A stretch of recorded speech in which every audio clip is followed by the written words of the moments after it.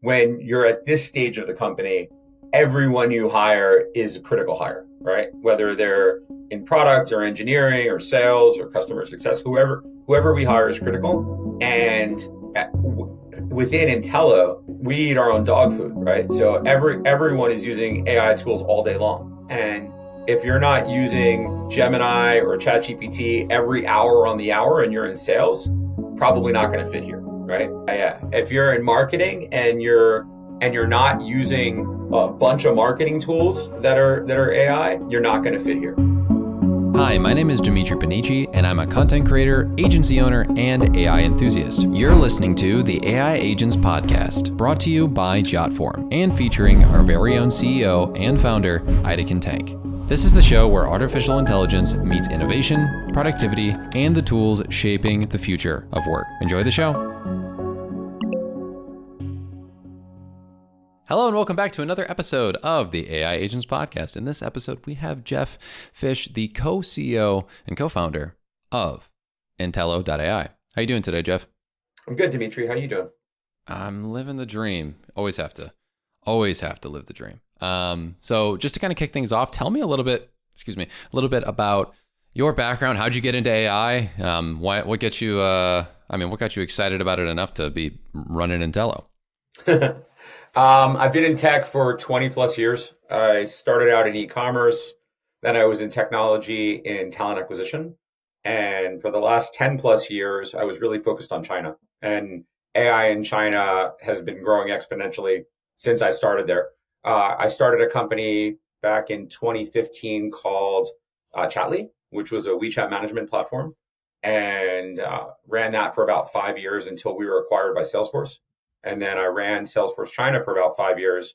And during that time, my co-founder and co-CEO, head of product and engineering, Rupesh, had started Intelo and had it in stealth mode for a long time, and came to me and said, do you want to leave your job in a big corporate structure at Salesforce and come run this with me? And, you run the business, I run the product. So he runs product and engineering and I run the business. And he convinced me over about a year to come over and get on this adventure with him. We had worked together in a previous life before I started Chatly. And it was an opportunity that I couldn't say no to for a few reasons. One, I really wanted to get into agents that were purpose-built for a very specific problem to solve. And to Rupesh's credit, this problem was one that really needed solving. So that's why we were focusing specifically on merchandising and planning, and why we're building agents just for retail. Yeah, no, that makes a lot of sense. I think it's really cool. By the way, I mean, just kind of curiosity, what's it kind of like just in general having like a co-founder and co-CEO? I'm an owner of a company that doesn't have any co-founders. What is that like in general? And would you say that it's, I don't know, I'm just curious kind of from your perspective what it's like. So it's the second time I've done it. Okay. The first time I did it, it was pretty similar. I ran the business and my co-founder ran product and engineering. And as long as, the two leaders understand there's, lines of, one person focuses on one thing, the other person focuses on the other, and you can collaboratively make decisions, it works well. I do have friends that have started companies where there have been challenges with two people making decisions. But, you have to find the right person. You have to have similar beliefs in how you want to structure the company, what your values are, ground the company in the values that you both agree on. I think that, we follow a V2 mom structure, which is similar to what I had done at Salesforce, that Mark Benioff and Parker Harris had started 25 plus years ago. And when Rupesh and I were thinking about coming together on this, he had a set of values that I hadn't seen. And I wrote down the values that I wanted the company to have. And they were almost line for line the same. So they were very much fully aligned in the vision of the company and where we wanted to ground the team. And I think if you have that, then you can be really successful. If you've got differing values and differing perspectives, I think it can be very challenging.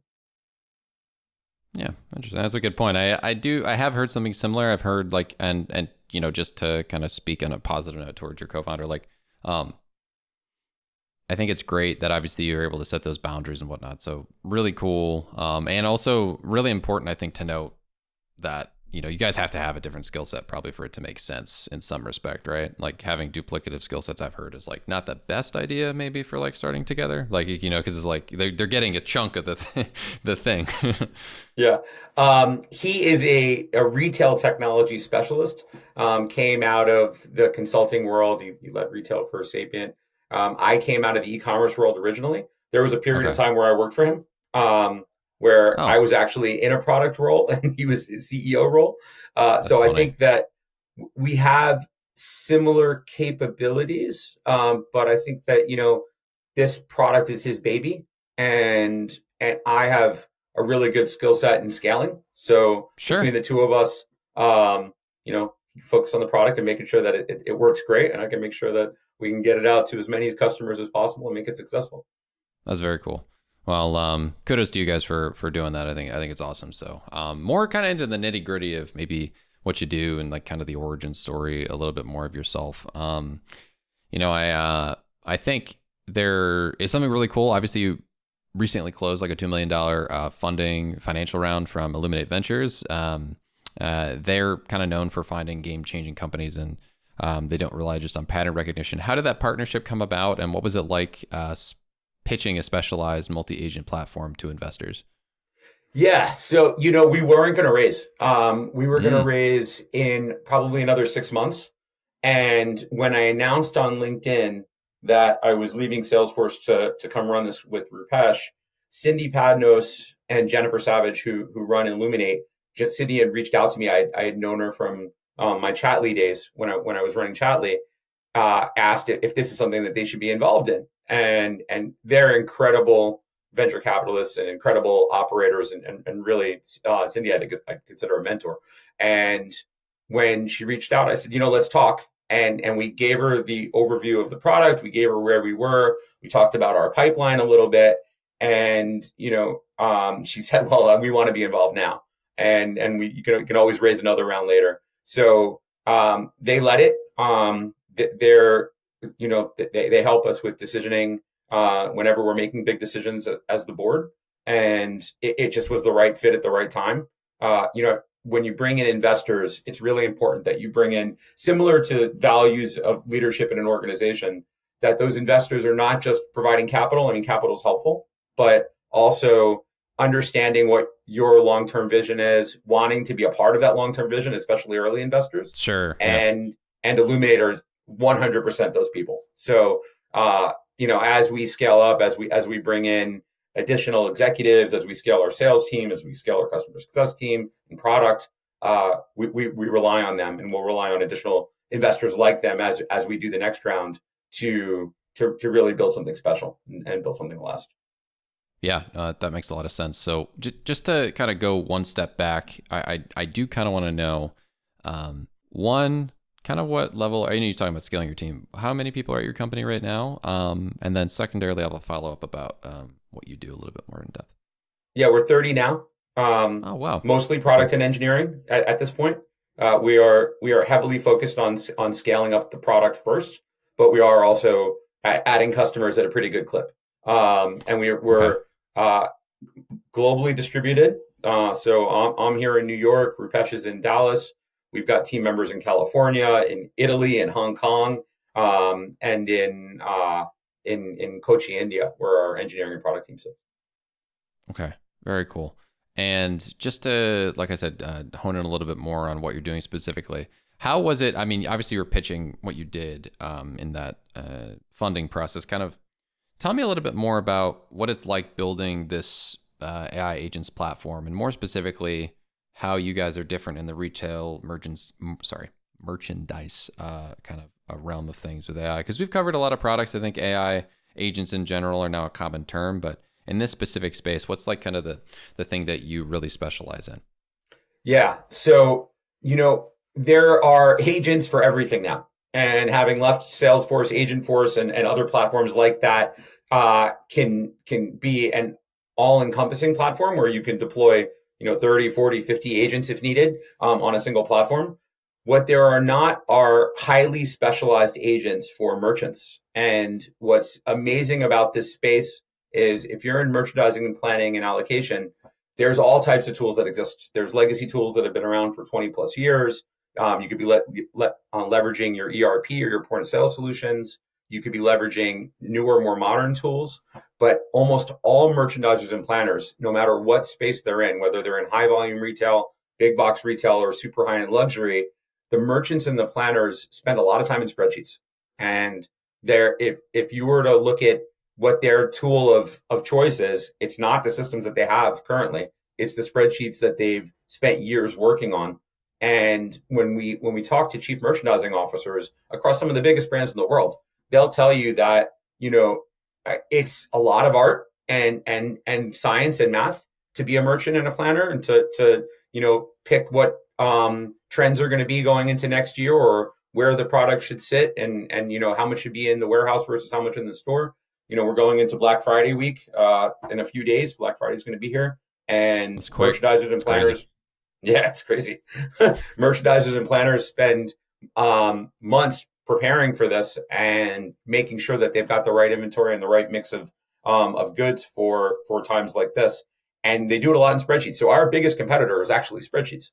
But when we Spreadsheets, yep. looked at when we looked at what are the problems that they're trying to solve, problem number one is there's an efficiency problem. So if you're spending 50-60% of your time in spreadsheet, you can't be a strategic thinker. You can't think about, how do I plan for the next season's trend? How do I make sure that I have the right inventory in the next 3 stores that I want to open? But if you have an agent that's doing a lot of that spreadsheet work, and you're engaging with that agent, that allows for you to really think strategically. So that's number one on the efficiency side. Then the next one, which feels like such a simple problem to solve and should have been solved over years, is just how do you get the right inventory to the right store at the right time? And all of these systems and tools that are out there are very rigid. So they don't have the flexibility to look at different constraints, make them wider constraints or narrow constraints. A lot of them are ML that have been built over the last 10, 12 years, and they're kind of black box AI.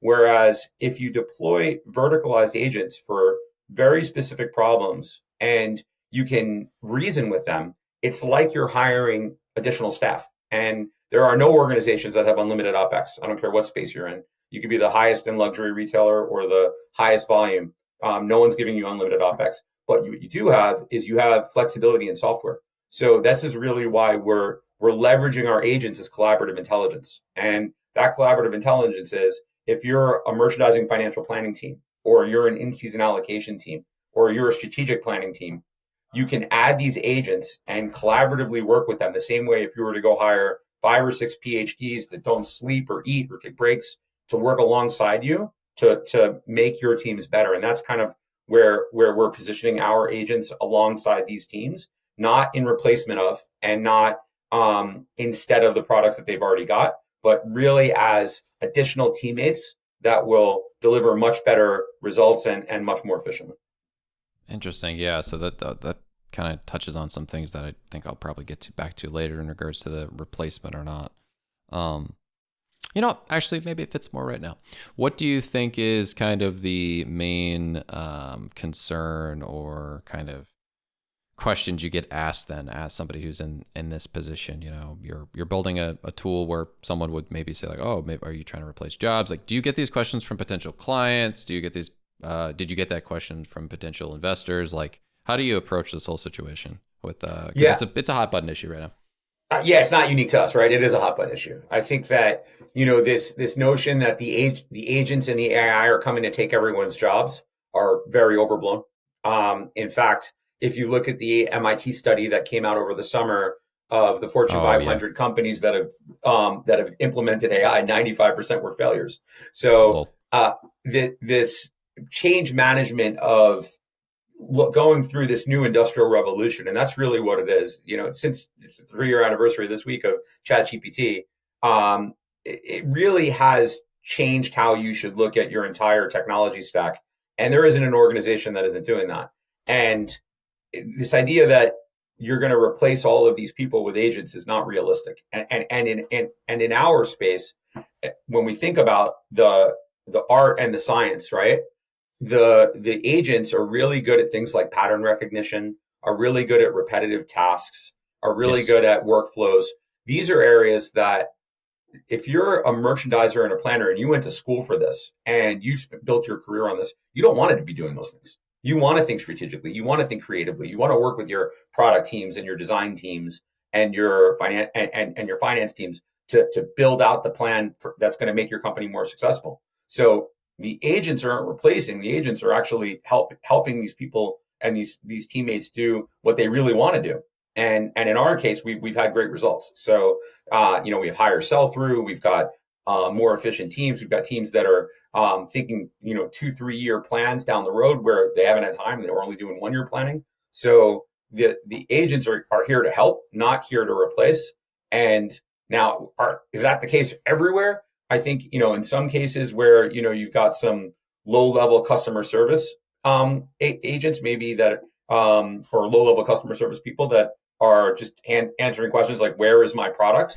I think Mm-hmm. agents are really good at that, right? And if that's what your job is, then maybe you want to level up and become a higher end customer service individual that's doing customer success for a brand and helping upsell and those types of things.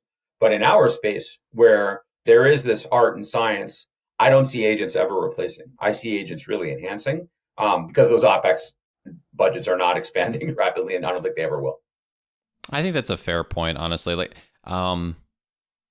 if then logic is big with AI right now. I think they're incredible when it comes to if then logic solutions. And what you just said was, I think, very important, that like it's more art, or it has such a high level of art in there. Like there's no reason to assume that there's going to be anything possible that is capable of overcoming the human aspect. I almost said humanity aspect, the human aspect of it, right? Like, I would kind of just say it's interesting because maybe retail and or let's just say unit-based operation outfits could be considered in the realm of mainly deterministic, right? With if then, Yeah. but it's interesting that you call that out because I mean, I wouldn't have maybe put it outside of the realm of possibility that it could just replace a lot of those jobs, because I don't know, unit-based type things with like brick and mortar businesses sometimes to me just feel very like in out amount of, objects, but there's more to it, right? Yeah, there's more to it. There's definitely more to it. What's the right product mix for a region in the Southeast versus the Northwest, right? What's the trend analysis that, is hot on Milan Fashion Week that you need to think about Sure. for your Yeah. next set of styles? An agent doesn't think creatively like that. And Elon said that we're going to have this utopian society eventually where no one's going to have to work. I don't believe it. I think that if that's the case and it happens, great. I'll be happy to sit on a beach while an agent does my job. But I don't see that happening in my lifetime. And I don't see it happening in the space that we're focused on anytime soon. No, and that's a fair point. I think the Milan call out is fair, like Milan Fashion Week. Like, I asked my girlfriend what the heck's going on in that case, and I have no idea. And honestly, even people who are in fashion, I feel like it is this sort of like ethereal, it just takes a certain humanity, like we were saying, that just doesn't necessarily translate to anything agentic. But going a little bit more into the strategy thing that I do find interesting, how have you helped, or how have you found though that reasoning models and the different improvements in AI have maybe helped on some level of strategy to an extent? And is that the case? Is that something you're finding? Now, it may not be the final strategy, but at least helping get some of the legwork done for a human so that the human can spend more time on the more high level Yeah, type for sure. things. So for us, the reasoning is key to success. So, when we first started showing this to our customers, or at that point prospects, a lot of our reasoning was very technical, right? It was based on the data. We were looking at historical sales data. We were looking at current inventory and giving really technical responses because we were tuning our reasoning engine. And we're integrated with all the LLMs, but really you have to have your own reasoning for this because you're rooted in a customer's data. And what we were finding was that the feedback was, this is too technical. These are not technical people. These are not engineers that you're working with. These are merchants and planners. And if it doesn't feel like you're talking to a person and they're not giving you really good responses, the adoption will be low. So we've spent a lot of time working on the reasoning engines to have real business value conversation. So it really feels like, Dimitri, like you and I are talking, that when you're talking to the agent, you're able to reason with it and have a conversation with it, and then find out why it's doing things. And then we started to see, that adoption scale really change. So I think that, the difference between kind of a legacy ML model or even early stages a few years ago of LLMs, as reasoning gets better and as you can interact with it, and for us, because we're working with enterprise customers, it's got to be rooted in enterprise data that's Sure. safe, secure, and scalable. Sure. That's, I think, where the magic happens, and where individuals go, wow, this is great.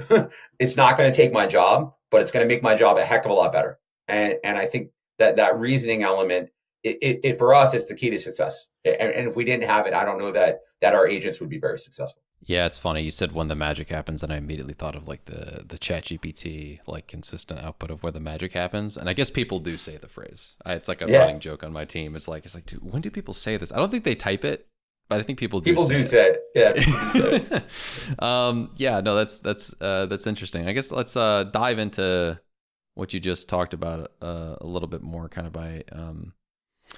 I've been thinking in this respect. There are so many different avenues that one could start off with as a business owner, whether it be in retail or otherwise, to bring in AI agents into their company, right? How do you kind of approach specifically working with different clients on what is best for them, right? When you're starting to work with them. Yeah, I think I would take a step back and answer that from where I was up until earlier this year. When I was at Salesforce, Agentforce kind of looks at the key elements of what Salesforce offers, right? CRM, customer service, sales, marketing, commerce. And you could have applied, an agent. The simplest one is, a customer service agent, right? So if you have 3,000 people doing customer service in a contact center somewhere, and you need that example that I was giving you, where's my package? Or, I've got a broken item. That's an area where you would tackle. Or if you got a sales team and you wanted to, give the sales team an update on their records or their analysis, that's a really good place to, help your sales team do follow-ups. Like, for example, send an email 3 days after you interacted with a record, right? That the person would forget to do, but the agent will just do it in a workflow, right? In our space, our area, and the purpose-built agents are only solving very specific problems. So we've got, now 20 or so agents that are basically 20 very specific problems that need to be solved in a limited vertical. So I tell our investors, our team, and we're grounded in this, and all of our customers, that we're about a foot wide and a mile deep, right? So I love that. So that's kind of the focus for us. So when we're talking to a luxury brand or a high volume retailer or a specialty brand, it's about, do you have a merchandising and financial problem? If you do, let's dig into those problems. And here's an agent that's going to solve that problem. Or do you have a line planning or an allocation problem? Let's dig into those problems, because you probably have 2 or 3 people or 20 people, depending on the size of your company, working on those specific problems. An agent can come in and solve those problems. And with our agents, because we're built on MCP with the A2A protocol, our agents talk to each other, and then they're going to talk to other agents. So if you're a Salesforce customer, ServiceNow customer, Workday customer, whatever that is, and those agents want to interact with ours, they can. And if you fast forward 3-4 years from now, if you're a CIO, you're most likely going to have agents from multiple brands like Intelo and many others. You're going to have to orchestrate those agents. They all have to be on the same protocol, and then they have to work with your human teams. So sure. For us, it's just those very specific problems that we're looking to solve. We'll continue to look at problems that need agents to solve for them, and we'll build those agents and scale those up. But it's not, tell us your problem and we'll build an agent for you. We're in this very narrow space. We see these problems based on what the space is telling us. And then if we see a pattern of customers that are telling us the same thing that we haven't thought about, then we just build it into the pipeline. That's interesting. I like the phrase an inch wide and a mile deep. I've heard the opposite be used for people who have interests miles wide and an inch deep. Like that's not good for what we're doing. No, but I think it's very important from an agent standpoint, because I never utilized that phraseology. But I think it is important to note that, like, agents, I don't think, and AI in general, maybe to this extent as well, like, I don't think they're actually in a position to do things exceptionally well generically.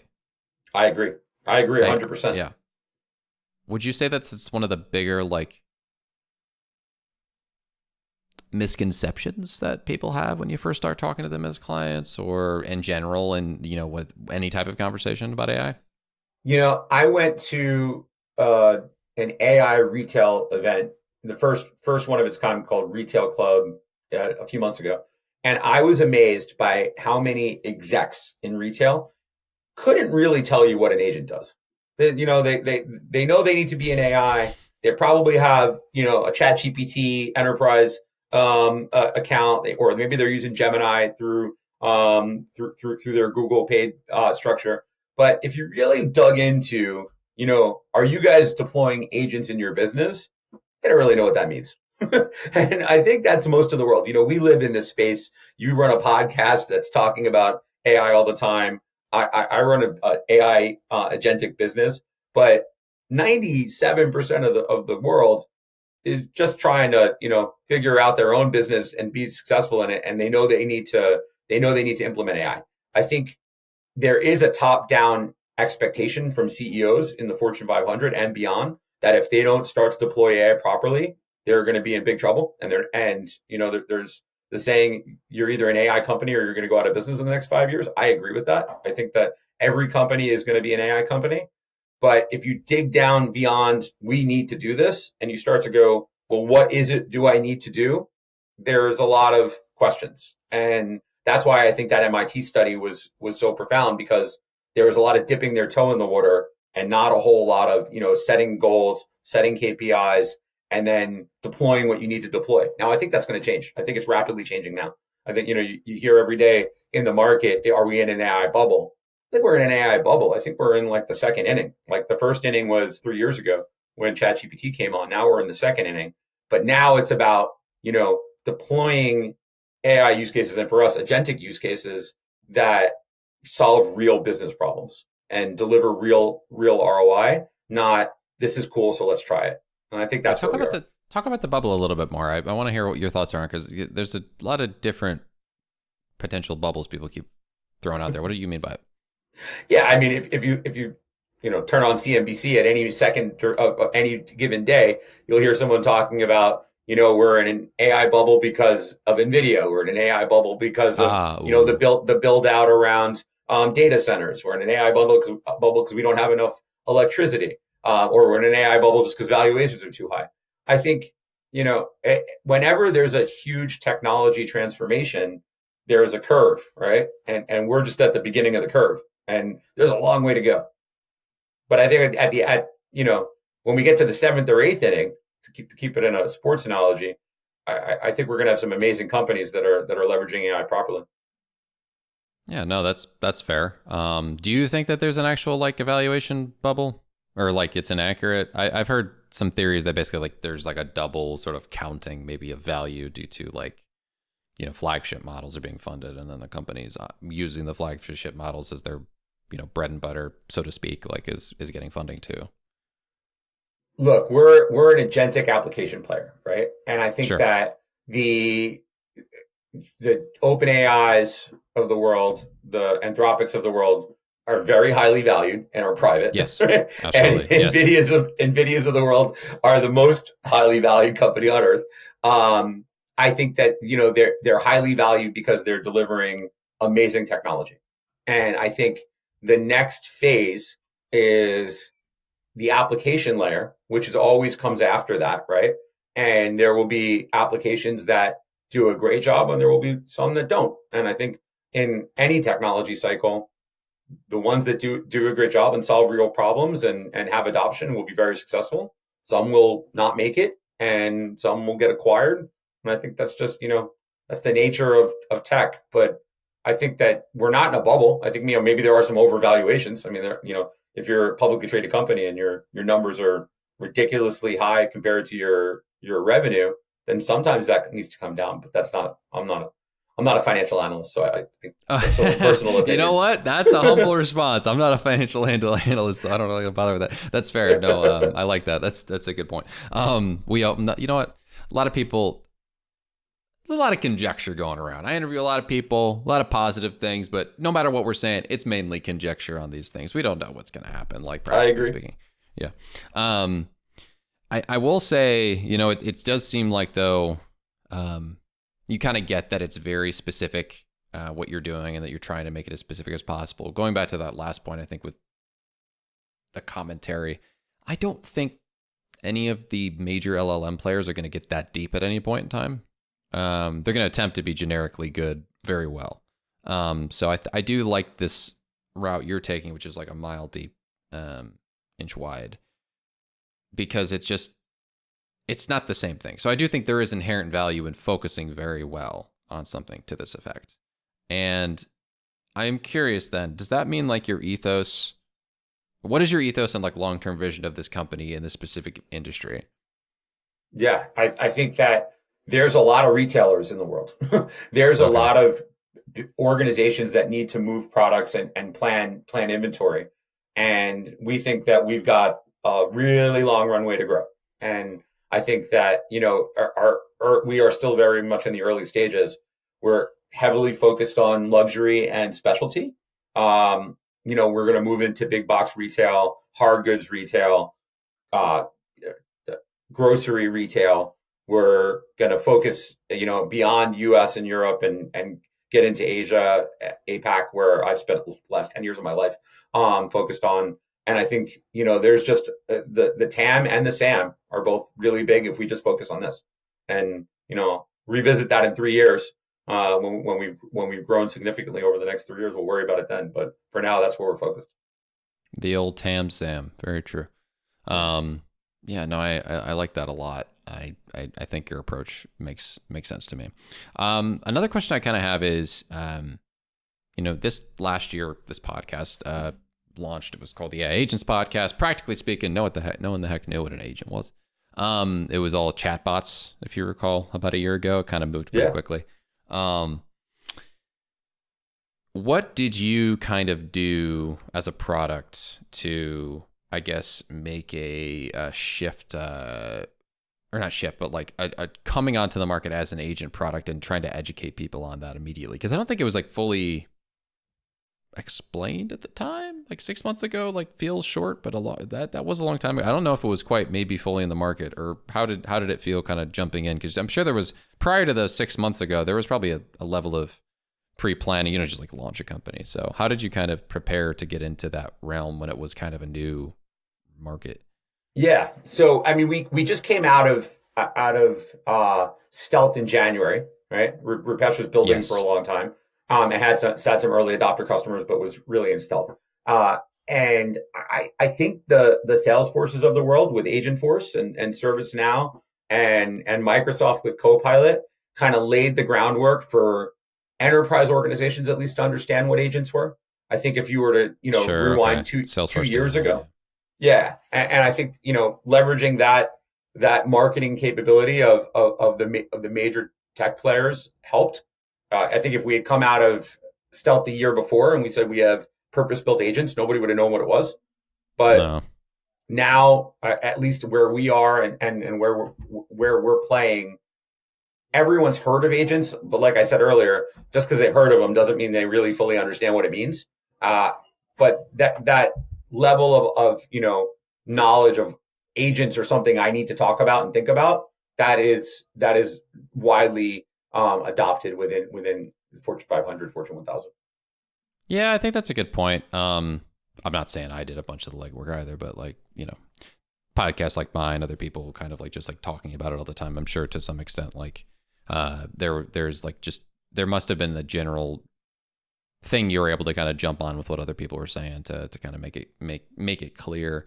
But like in your first attempts to sell it, right? Like one-on-one and with calls, was there any difficulty there? Was it like easy enough to kind of explain? I'm curious, kind of how that was with customers at the beginning. Easy to explain, a lot of fear amongst merchants that these are here to take my job. And you have to really dig deep and show that the agents are not here to replace you, they're here to help you. I think that's still happening today. I think we still have those conversations a lot. You know, I'll have one later today. I'll have one tomorrow. I'll have one Wednesday or two Wednesday before we break for Thanksgiving. Next but day I think and that, the next day. yeah. So I think that's still here. But you know, you have to demonstrate that your product, whatever product leaders you're talking to, whatever product organizations you're working with, are you know, helpful as compared to there to replace or you know, Skynet you. Would you say that you feel like this is something that is going to go away from a fear-based standpoint, and when do you think that would be? I think that technology transformations throughout history will have fear amongst certain people. You know, Ooh, that's good. When the cars came, they were if you were a buggy driver, I'm sure you were very fearful that the cars were going to take your job, right? So I think historically that's just the way it is. I think that'll happen here too, but you know, it'll become so widespread and so standard that will dissipate over time. I can't predict when that will change though. That's fair. No, I think that's a good point. I mean, I remember watching the movie iRobot. Just kidding. No, do you remember that movie with Will Smith? Yeah, I know the movie. A lot of people kind of just seem to have this like funny like movie level concern about various things, whether it be AI or aliens or whatever it is. And sometimes it's like, I wonder what would happen if we just removed that like backlog of Skynet, the iRobot, like all that kind of stuff from people's mind, and like how they would approach it practically, right?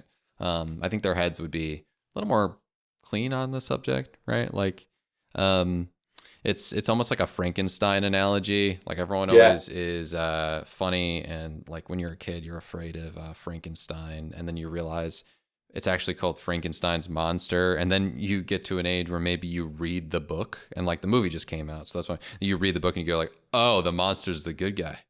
Yeah. Right? You're like, oh, Frankenstein's the monster. That's the whole bit. Got it.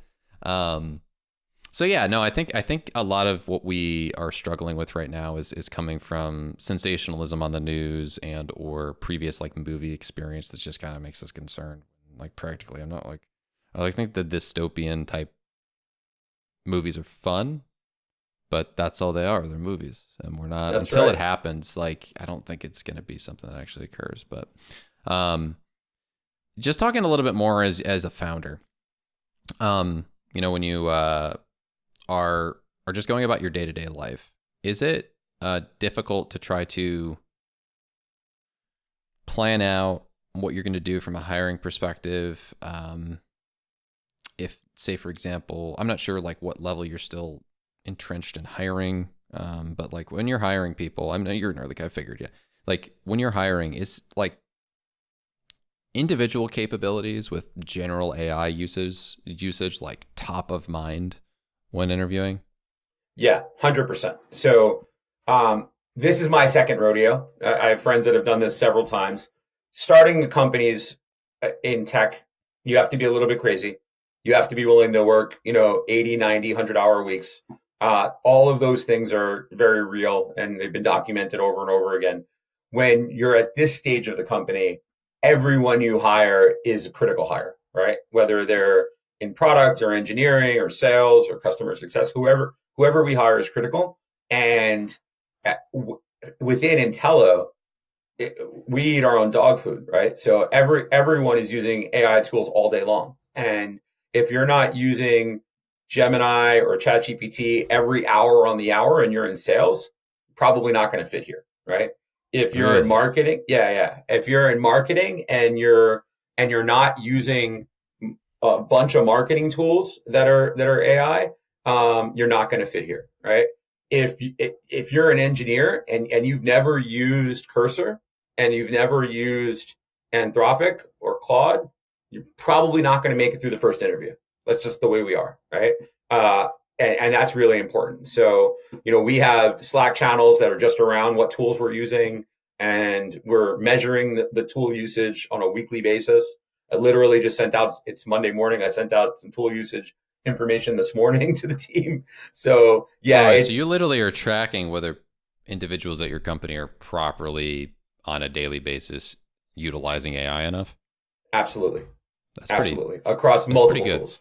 That's Yeah, pretty good. across multiple tools. Yeah. Um, if that's not in your DNA, or you're not willing to embrace that in your DNA very quickly, this is not the place for you. Yeah, you got to get with it or get out of the way. Honestly, if you're kind of, especially at an AI company, right? I think non-AI companies, I have a little bit more understanding of why they may or may not be, a little bit more cautious in respect to like, oh, I don't want to like overly do it, but like, no, I think for what you're doing, I think it makes a lot of sense. I don't think it makes much sense to be anything but cutthroat about, or maybe not cutthroat's the right word, just like aware of where people on your staff are lacking, right? You're young, you're lean, you have to kind of build out a team that is around the ethos of your company, and also honestly the projection of the future. Like there's been a phrase that has gone around since AI came out, which is a platitude, but seems like you're trying to at least go along with it, where I do think a lot of companies will say this but not actually follow through on it. They'll be like, well, AI won't take jobs, but if you're not willing to use AI, you're going to, have opportunities taken away from you for people who do. And Very true. you're practically actually measuring it, which I don't think necessarily a lot of companies are doing. Yeah, we're practically measuring it. It's in our interview process. If someone says to me in an interview that they're not interested in leveraging these tools, they don't make it to the next round. That's a So wild that's statement to say. I would not. I would pretend. To be fair, it. I would at least pretend. Be like saying I don't want to. Like interviewing at an AI company just sound a little. Um, Yeah, we're fortunate enough. I haven't interviewed anyone that said that, the lack but of self awareness would be crazy in that yeah, context. I Oh agree. goodness, that's crazy. Well, on a personal note, kind of what is some of the stuff that you do on a daily basis tool wise? I know you talked about Cursor, you talked about a couple other tools. What is your favorite like tool to use for personal use to get more work done? Well, I was using Gemini Pro 3 this morning for about 2 hours, and the newest model, if you guys haven't used it, is awesome. So that was just this morning. I use for our presentations. Every presentation feels like a custom presentation to any one of our customers. I use Gamma, and I I was love Gamma. building. Yeah. So I was literally building a deck this morning for a meeting right after this in Gamma. I use that all the time. We use Cursor, as I mentioned. We use Claude. Uh, I, I can't say that any one is my favorite because I use them so often. But I think the one that I probably use the most is Gemini, just because we're a Google shop. Okay, yeah, because you're okay. That's fair. Um, from an agent standpoint, not to give away the secret sauce too much, but like internally when you're creating agent tools, like do you like bounce between models a lot? Are you like constantly testing with like the engineering team, like what models work for what things? So because we built our own reasoning engine and we Mm. have our own workflows, we're actually integrated with all the major foundational models. Oh, that's And good. yeah, so we are not focused on any one model. We've got customers that want to use DeepSeek on Azure because it's cost effective, right? We're okay with that. If you just want to use OpenAI because you've got an enterprise OpenAI contract and you want your tenant to just focus on that, we can do that too. But generally, our multi-tenant strategy is Gemini, Claude, OpenAI. Those are the three that we're plugged into that are standardized. But we're agnostic on the foundational models. I think you were mentioning earlier about which one's better, who's going to win. I don't think it's winner take all. I think that there's room for all the models to be really great, and we're lucky that we're in a time where there are so many great models that are out there. And I think they're just going to get better and better. What do you think is like the best one for research right now? I mean, what Gemini just released, I think is the best that I've seen. Uh, I play with all of them personally. Uh, that one's really damn good. I really have been kind of pushing Gemini for, not to say I started the move. I'm just kidding. No, but then when 2.5 came out, I was like shocked with like how solid it was, but how like little traction I feel like in the market it got from like a love standpoint. You know, there was not much of a, I guess, explanation from people as to why. And I think it was just because like the Bard and early Geminis were pretty bad. Yeah, they were bad. Right? They were bad. They were bad. Yeah. And ChatGPT comes out with 5, right? After basically saying this is going to change the world, you know, and it goes really bad. You know, Yeah. It's not good. It's not. It's not good relative to the expectations. Relative to what Sam had tweeted about, I think that's what you got to set the expectations properly. Yeah, he kind of went a little overboard. And then the funny thing was that afterwards, GPT 5.1 is actually solid and was probably what 5 should have been. And the funny thing is that I remember seeing a tweet from somebody saying like, wow, GPT 5.1 is not getting a lot of love. They really didn't do any press for it. It should get more love. And then Sam Altman literally replied to the guy and said, better this way than the other way around, lol. And I was just like, at least he's self-aware of that failure. Well, just to kind of close out the conversation on a positive note. Obviously, we're talking about LLMs, and that's great or whatever. But outside of general LLMs, right? Like there's different tools that are out there that are really good to help you that are augmented by AI. I'm a big fan of a tool called Text Cortex, as well as this one called Crisp AI, which is a noise cancellation AI tool. So basically, you can be on a call, and it will transcribe your call and will reduce the background noise significantly. It looks like there's like a 0.5, 1 second delay, but if you're like on the go or whatever, as in meetings on job sites and stuff, it's like so worth it. Plus, I think meeting transcribers are like the most underrated tool on the planet right now for people who are in industries that are just like, I don't want to record my calls because security. I'm like, doesn't Google have those secretly for like the first 30 days anyways? But anyways, like people don't know this. Like, I'm pretty sure Google like has to have it on their books for some like weird reason. I'm almost positive. Maybe don't quote me on that. I have to look this up, but I'm pretty positive like it's in their cloud storage. So read terms and conditions. Those are my 2 favorite tools that are not directly like a model. What's your favorite tools right now that you use that aren't like a model itself? That are not our own product? I love Gamma. I mentioned it earlier. Mm-hmm. I think I'm a little bit older than you. I know I'm a little bit older than you. Well, I remember having to build PowerPoints and get pixel perfect presentations 15 years ago, and the idea that you just create a prompt and you have this killer deck in like 3 minutes is awesome. And I don't want to keep pushing that particular product, but that's one that I love. That's got nothing to do with I don't even know what LLM they're plugged into. I don't think it matters. No, I totally agree. That tool is really good. I'm a big fan of it. I've used it for presentations I've shown you. And it's really incredible how you're able to just take an idea and kind of run with it so quickly. So, yeah. Is there anything else that you'd kind of like to plug? Obviously your own product, duh, but outside of your own product to kind of take, everyone into a good ending mindset wise as we close out this episode? I would say that, for anyone that's listening to this or watching this, you got to look at various agents that are specific to what your problem is. Don't try to settle on one big platform. I keep going back to Salesforce because I used to work there and they're partners and friends, lots of friends there. They opened up the Agentforce partner network, which we're going to be a part of. And there's other players that are going to have them too. Don't try to solve all your problems with one thing. I don't think it's possible. And that's what I would recommend for anyone that's listening to this or watching this. Totally fair.